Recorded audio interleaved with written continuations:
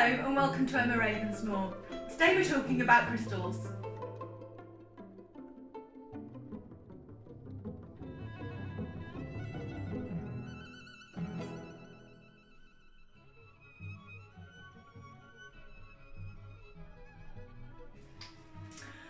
Hello, today we're talking about different sorts of crystals, specifically 5 different kinds. I have my daughter and my husband helping me, so as usual, it's somewhat disorganised. I have lots of outtakes already. Right, thought I'd start talking about quartz crystal to begin with. What? You've got a real grin on your face. Quartz crystal, this one here, as I mentioned before when I was doing my pendulums, is one of my favourite crystals because you bought it for me, didn't you? She only had a bit of pocket money and she was very young. My husband is filming from the side there. You can see him. Yeah. She only had a bit of pocket money and we were away on holiday and she saw it in the shop and she bought it for me. And that's beautiful, let me show you that.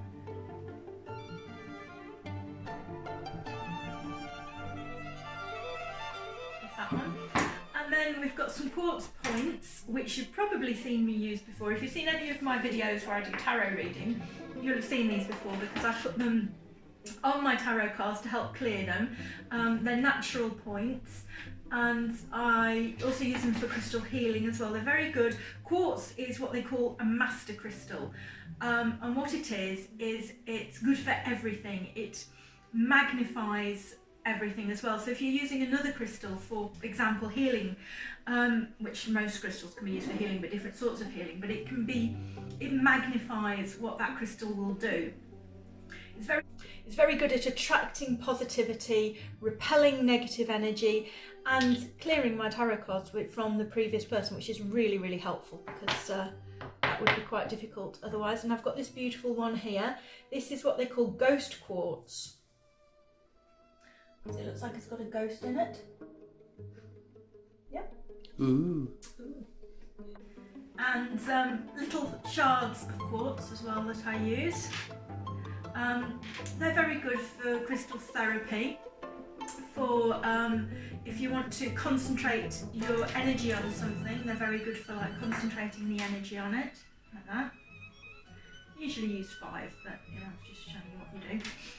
Right, so quartz is a clear quartz is a very common one. It also, if you held it up to the light, it would work as a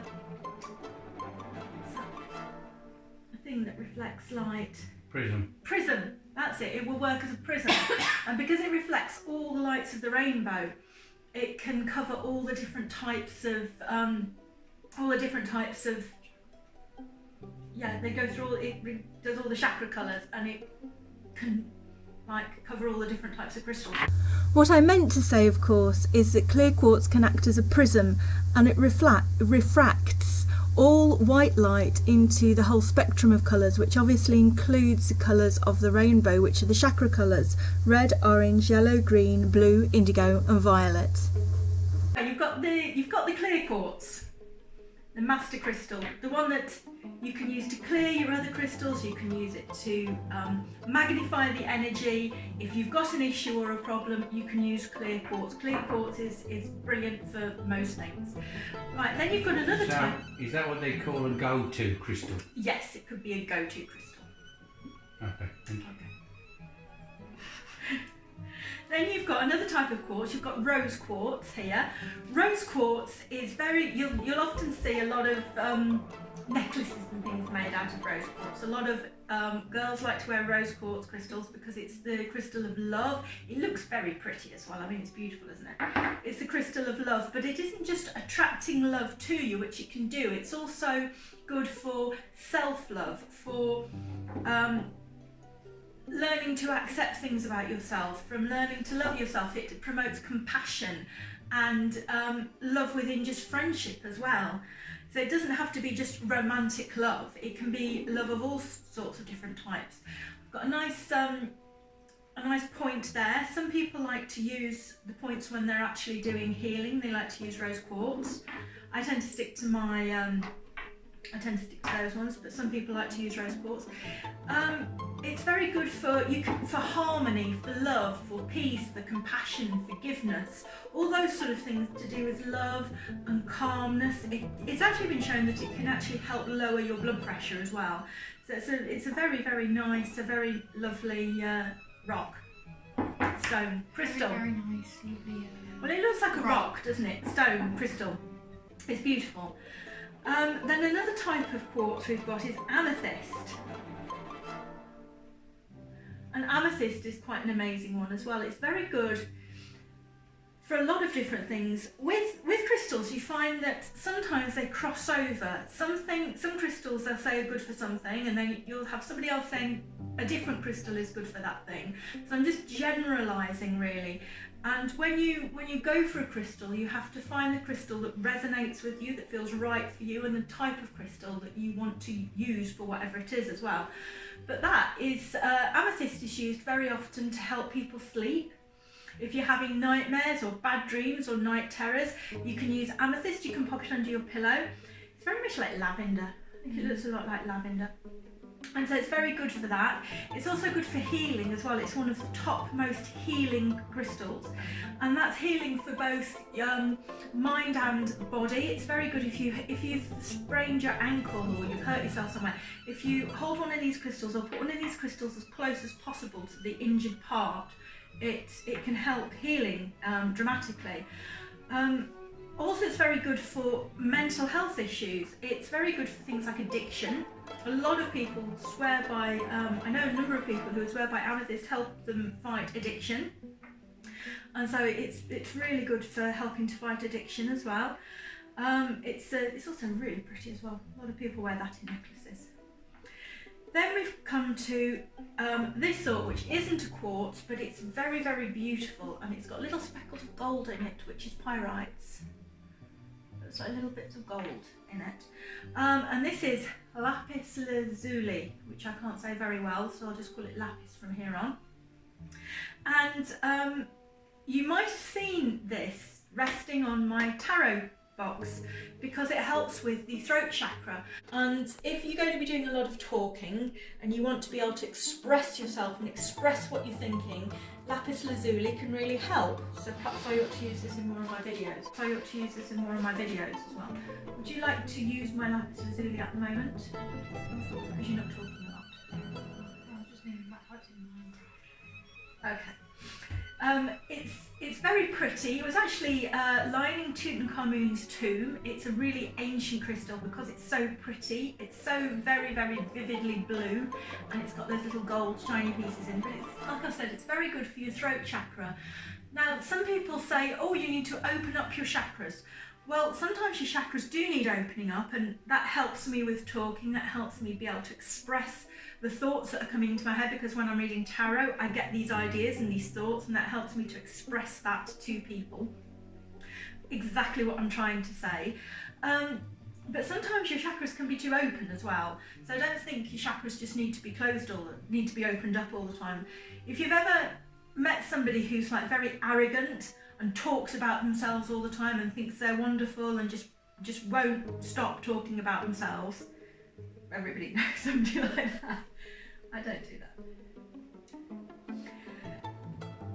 Somebody like that. I was thinking of somebody in particular. I know, not you, just somebody else. You're looking at me like it's me. No, I was thinking you might know who the person was, but we won't go into who the person is.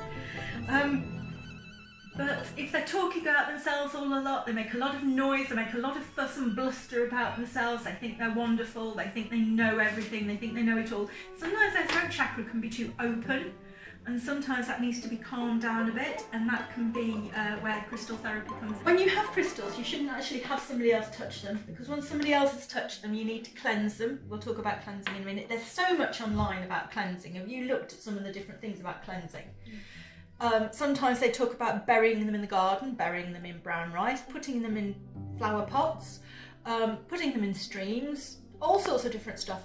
Whereas really, it's, personally speaking, I think it's quite easy to cleanse your crystals. I mean, I use smudge sticks a lot, and you can use a smudge stick and hold it underneath the crystal and smudge it clean. It's the intent as well of when you're cleansing them. And you can leave them on the windowsill as well.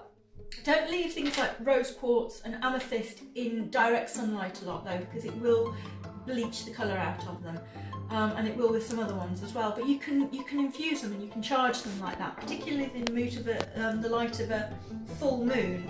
That's particularly nice to put them in light of that and to cleanse them. Then we move on to Black Tourmaline. I actually wear Black Tourmaline all the time. As you can see with this one here that I used to wear that's broken, it is very fragile, but it's one of the best protective ones. It helps to protect against negative energy, it helps to banish negative energy, and it helps to pull in good positive energy as well. So it's like one of the best protection ones. It's also very grounding as well, which can mean you don't get so worked up about things. If you've got a tendency to go over the top on things or get really wound up about things, it can also help that. It can help ground you and keep you calm and stable. Is there anything you want to say about any of the crystals, or any questions that you think people might have about crystals? No. Okay, thank you for that. This one's one of my favourites. You like the Black Tourmaline? You like the Black Tourmaline? Yeah. Which is your favourite? I really like it. Yeah, I really like this one as well. I think it's really beautiful. So, but I think I probably use these more than anything. I use these loads because they really help to clear. So those are 5 very popular crystals that I thought I would mostly focus on. I mean, we've got loads of others. We've got selenite, like a beautiful selenite tower. That helps to banish negativity, helps to encourage positivity. Of course, if you do think that you have an issue that you want to work on, you can use your chakra colours, which are the colours of the rainbow. So I'll just replace these ones. I'll move that one out of the way, which is red, orange, yellow, green, blue, indigo and violet. So that's all your colours of the rainbow. And it starts at the base chakra, which starts at the perineum. Then you've got your sacral chakra, which is like 2 or 3 centimetres underneath your tummy button. Then you've got your solar plexus chakra, which is like 2 or 3 centimetres above your tummy button. Then you've got your heart chakra, which is obvious. You've got your throat chakra, which is the one I use. You've got your third eye chakra, and then you've got your crown chakra, which is right at the top of your head. Sorry. And then about a foot above your head, you have your soul star chakra, and you have about a foot below your body, you have your soul star chakra. Sorry, your earth star chakra. And you can, whenever you have a problem, you can use these particular colours and these things to actually help you to address the problems, such as I use that, and I'm just trying to help open my voice up when I'm doing readings and things to help me express myself. I do know somebody had issues with PCOS, and they used this one, which is for your well, this is the one like 2 centimetres below your tummy button, where you've got all your reproductive organs and things like that, and it helped to alleviate some of the symptoms of PCOS. And so you've got a load of different, wherever the issue is, there's usually a crystal that can help with that. So if anybody has actually got any issues and they'd like to know what crystals to use, or they'd like a bit more, me to talk a bit more about crystals, or to tell people a little bit more about it, please write in the comments, and that would be great. You were supposed to be talking a bit more. I did talk a little. Okay, she's definitely talking in the outtakes. Okay, so thank you very much for watching Emma Ravensmoor. Please subscribe, please share, please like, please put some comments and tell me what you think. And like I said, if you've got any issues and you'd like to know which crystals to use, or you have got any queries about any other crystals particularly, let me know, and I can perhaps do another one of these videos. Okay, thank you very much.